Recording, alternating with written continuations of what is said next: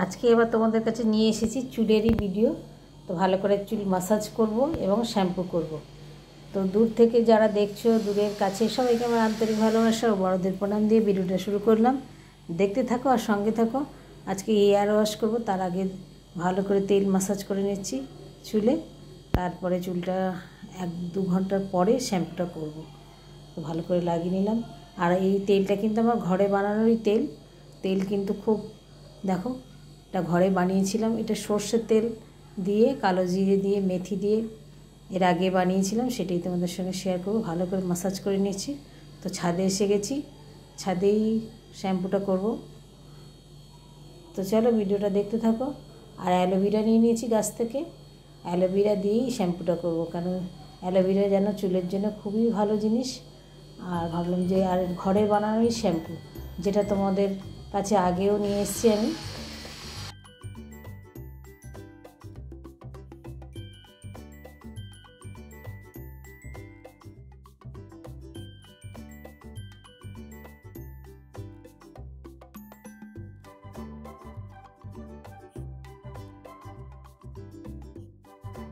সাথে একটু মুখেও লাগিয়ে নিলাম অ্যালোভেরা জেল। তো জানো স্কিনের জন্য খুব ভালো হয় আর চুলের জন্যও ভালো। তো সেটা তোমাদের সঙ্গে শেয়ার করলাম। ভালো করে মুখটা লাগিয়ে নিচ্ছি। মুখে লাগিয়ে তারপরে শ্যাম্পুর সঙ্গে অ্যালোভেরা জেল দিয়ে ভালো করে করে লাগাবো চুলে। আর সেটাই তোমাদের সঙ্গে শেয়ার করবো আজকে। মুখে ভালো করে লাগিয়ে দিলাম, ততক্ষণ মুখে স্কিনের মধ্যেও চলে যাবে।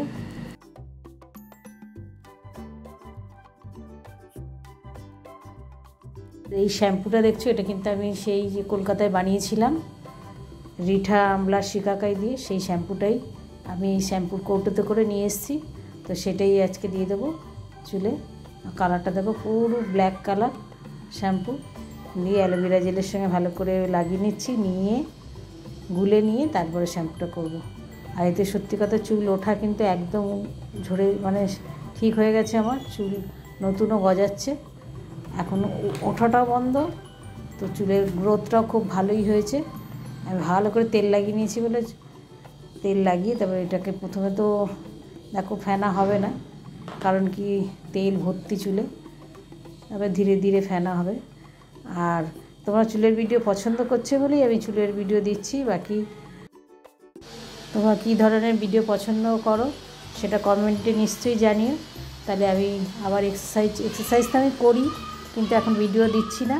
তাহলে এক্সারসাইজও শুরু করব। আর স্কিন কেয়ারও দেখাবো, স্কিনের যাবতীয় যেগুলো স্কিন ভালো হয়, সুন্দর হয়, ফেসিয়াল থেকে আরম্ভ করে কীভাবে স্কিন কেয়ার করি আমি, সেটা তোমাদের সঙ্গে নিশ্চয়ই শেয়ার করব। তো প্রথমে দেখো শ্যাম্পুটাতেও দিয়েছি, কিন্তু একটু ফেনা হয়নি, কারণ কি এতে এত তেল দেওয়া রয়েছে চুলে। আর এটা সর্ষের তেল, তো সেই জন্যে সর্ষের তেল দিলে যেন চুলে প্রথমে তো ফেনা হবে না। ভালো করে আর কি চুলের গোড়াটাকে পরিষ্কার করে দেবে, তারপরে শ্যাম্পুটা লাগাবো, লাগালে ফেনা হবে সুন্দর করে। ভালো করে মাথা ধুয়ে নিচ্ছি, ট্রেন থেকে এসে এই প্রথম ধুলাম আমি মাথা, আর তোমাদের সঙ্গে শেয়ার করলাম। তো যে যেখান থেকে দেখছো, যদি ভিডিওটা তোমাদের কিছু অংশ ভালো লাগে তাহলে লাইক, শেয়ার, কমেন্ট করো। তাতে করে আমাদের ভিডিও বানাতে উৎসাহ জাগে যে তোমাদের ভিডিও এই ধরনের পছন্দের হচ্ছে। তো ভালো করে মাথাটাকে গোল গোল করে ঘুরিয়ে নিলাম। আর ঝিকঝ্যাক করবে না, ঝিকঝ্যাক করলে চুল উঠে যায়। তো সেই জন্যে একটুখানি ওই হার্বাল শ্যাম্পুর সাথে নিয়ে নিচ্ছি। চুলের এটা ধুয়ে নিলাম, ধুয়ে নিয়ে তারপরে ওতে একটুখানি হার্বাল শ্যাম্পু মিক্সড করে নিয়ে তারপরে শ্যাম্পু করব। ভালো করে জলে গুলে নিচ্ছি, নিয়ে তারপর মাথায় শ্যাম্পু করব।